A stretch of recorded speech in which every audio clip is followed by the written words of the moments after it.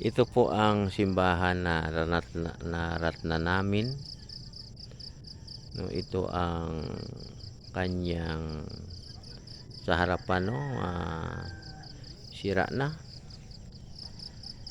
O, ayusin natin ito. Medyo malaki ang ayusin.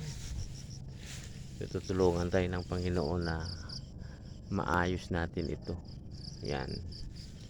Okay, ikot tayo. Ikot tayo.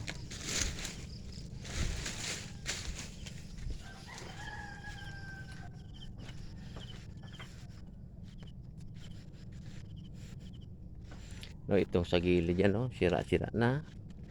Marami nang sira. O yan, ito. Oo, marami na.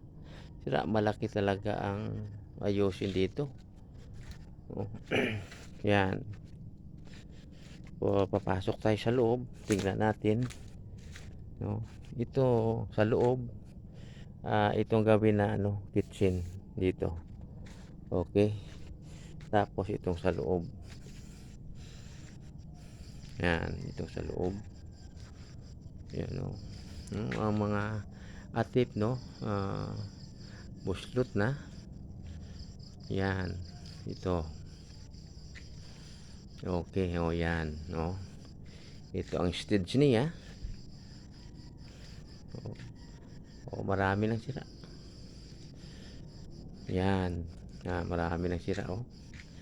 Pero ayusin natin, no, sa biyaya ng Panginoon. Ayusin natin ito kasi sayang ang lugar, no.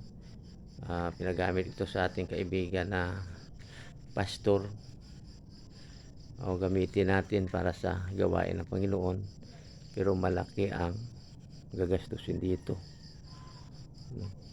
Glory be to God. Yan, no, wala na, no? Marami nang sira. Pero sa tulong ng Panginoon, maayos pa ito, no? Sa tulong ng Panginoon, maayos pa ito, mga praise the Lord. Glory be to God.